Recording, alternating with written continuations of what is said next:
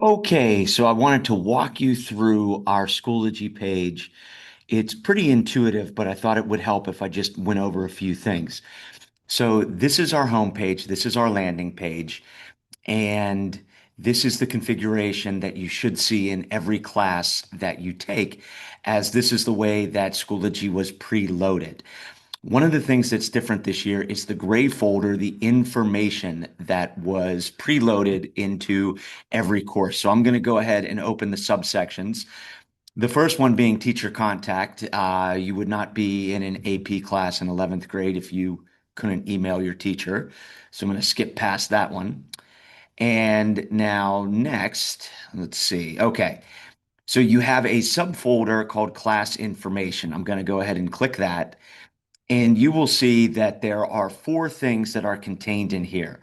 One is the syllabus and expectations, which I've sent to you separately. And it's even assigned that by the first day of class, you have read this. So you can read it in the email that I sent you, or you can read it right here. And it has a lot of interactive links as well. So that is in the class information. I'm going to go back to the class information. That's what you want to spend the most time on is the syllabus. The course syllabus contains a lot of information about the AP exam. After all, that's why we're in the class to get that college credit. This is a link to the official AP site, which of course, College Board will not make anything easy, but I can click right up there and it takes me to the exam page with the College Board. Again, I included all of this information. Basically, I copied and pasted it into our syllabus and cited it accordingly. But you can read all about the exam here, and you can even see there's a link to practice on Blue Book. There's the scoring information is there. There's even more here. So while the syllabus contains links to the AP exam information, you can also go directly to their website. And if you're in the mood to read 560 pages, you can click this link and it will take you. The College Board was more cooperative here. They would allow me to embed it. The actual course description, the most important parts that you actually need, I put in our course syllabus.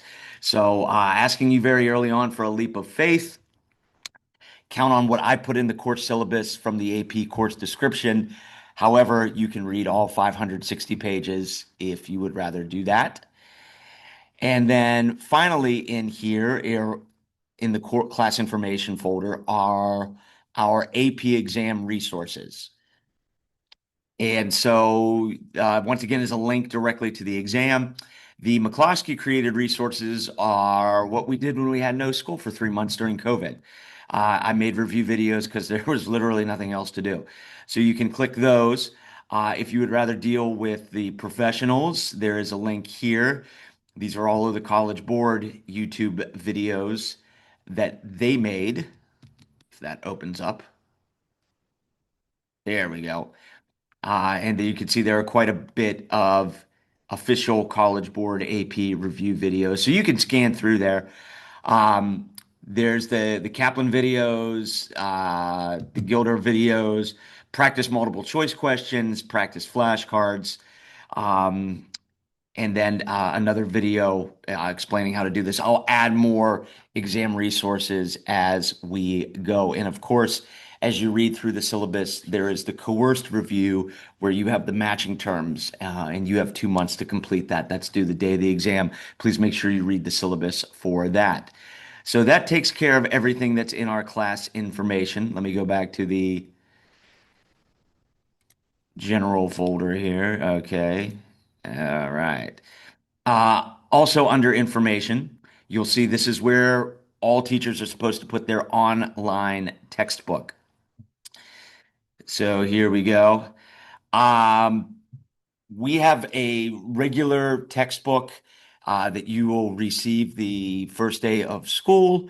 Um, I have been manually uploading using, I don't know, some app on my phone to create these mobile uploads. I've got all the way up through time period 5. It's very labor intensive to do so. We get through time period 6 during the first semester, and before the first day of school, I will get time period 6 up, but that's where you access the online book. So again, if you are ever confused, hey, I have to read, where is the text? You simply go into let me go back to the home page, information, and then online textbook. They're all right there. So if I need to read time period 3, module 2, I can click right there,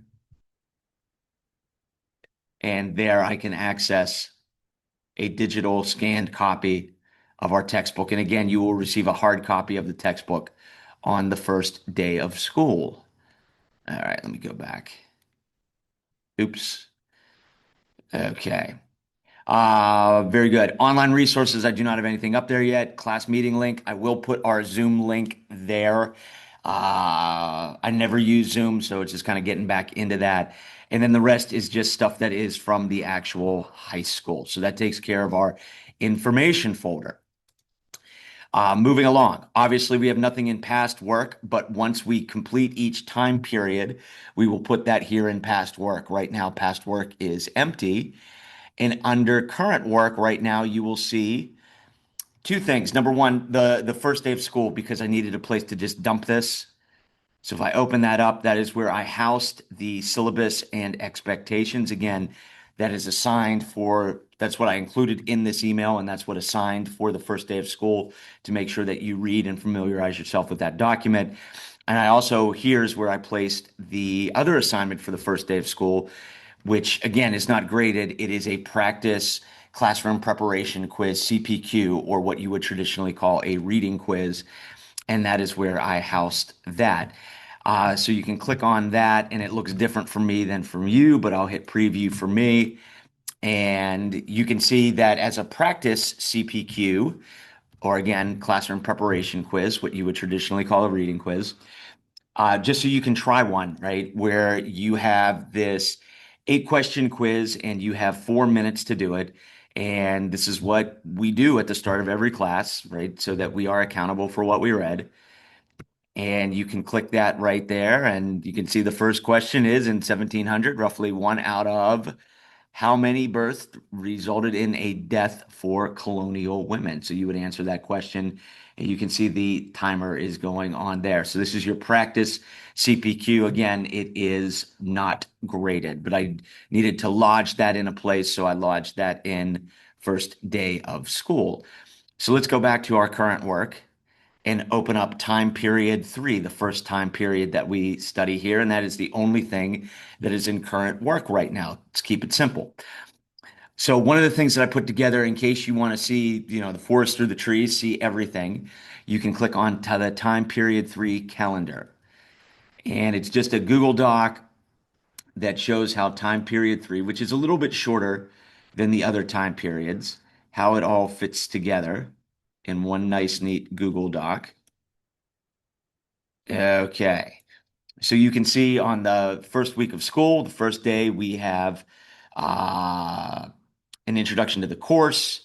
The second day, you have your summer assignment matching exam. The third day, you have your summer assignment SAQ or short answer question exam.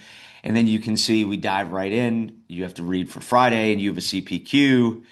And then you can see as we go through the next week, there's a CPQ each day. Again, those are the classroom progress quizzes that we take at the beginning of each day. Actually, we don't have one on Tuesday. And make sure that you do the practice one so that you get a sense of how those go. Um, you can see the next week, and then we start to finish things the following week on week 4. And on Friday the 12th, we take a short answer question exam in class on that Friday, and then we take an objective exam on time period 3 on that Monday. So, with, the changes that have come to the class because of the onset of AI, we don't write at home. All of our writing is done in class, as I told you when I met with you last January. And with each time period, we have a writing assessment and we have a multiple choice assessment. And again, make sure that you read through all the information I provided you about the AP exam, because that will validate the way that we assess in class. We mirror the AP exam.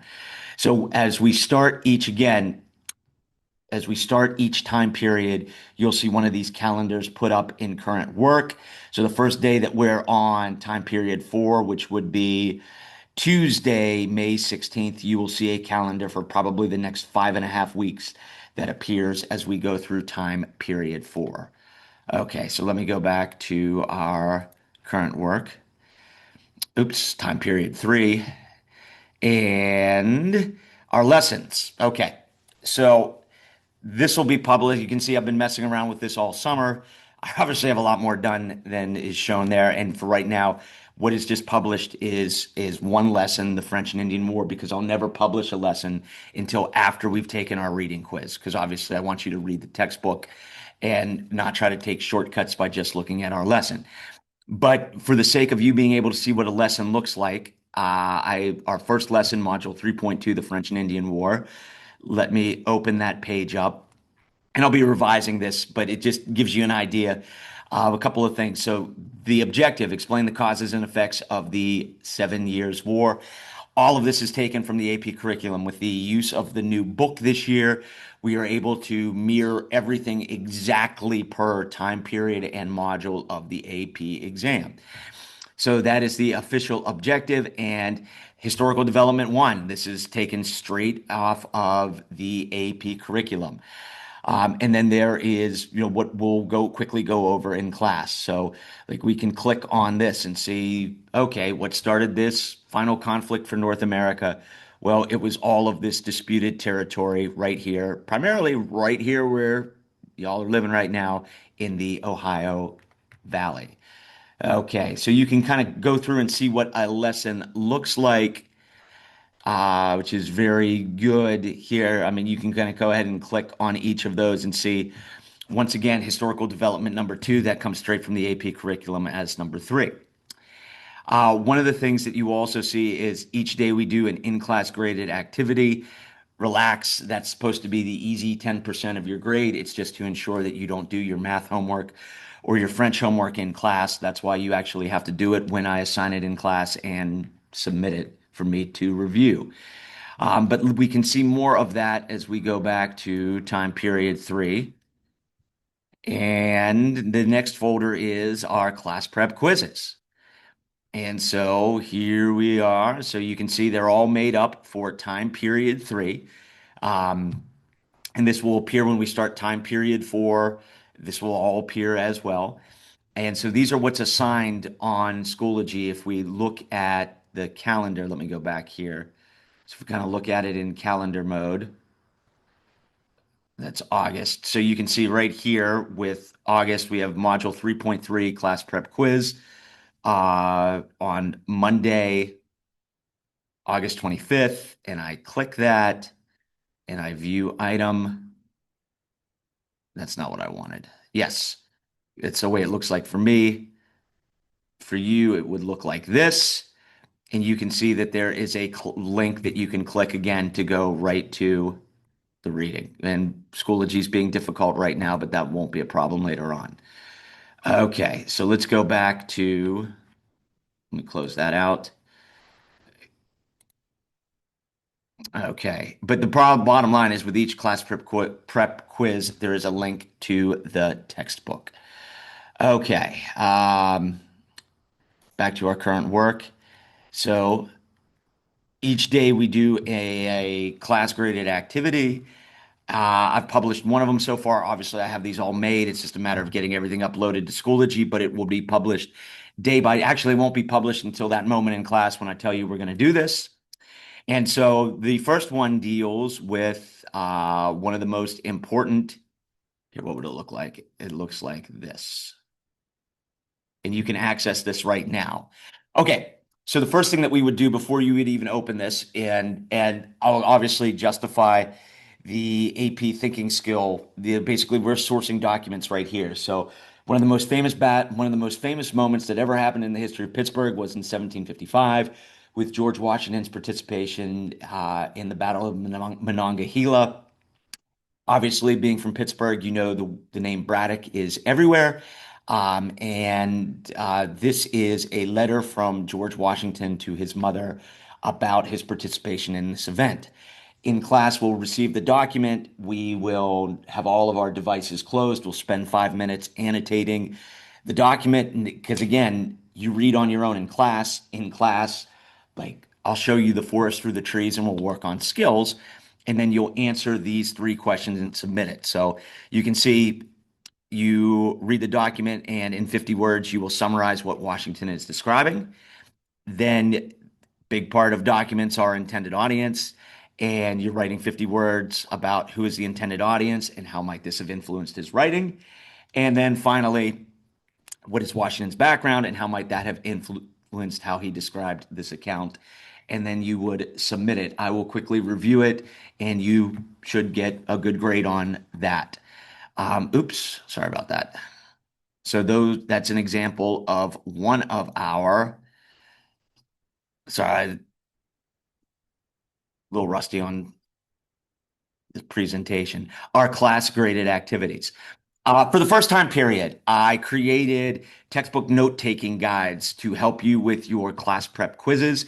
I will not do this starting with time period 4, but this is all optional. You can't use them on the class prep quiz, the CPQ, but it might help you while you read. It's up to you. Everybody does things differently. You can see when I read, I just annotate right on there. I underline and take notes right on there, but I'm also older.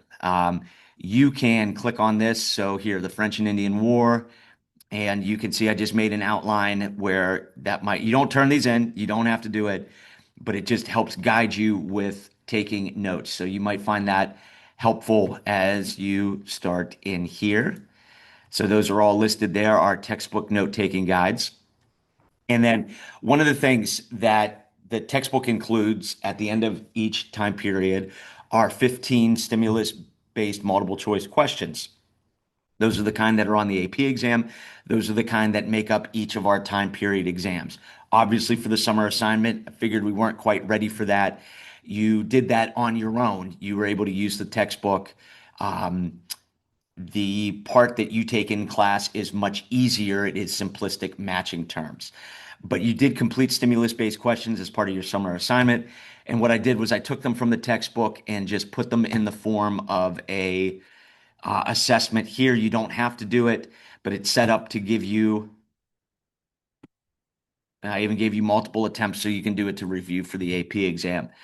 Um, so you'll have one of those to help you with each of the ends of the time periods. So that's again under practice stimulus-based multiple choice questions. Again, like AI said, we're talking about practice, not a game, practice. So you don't have to do these. Okay.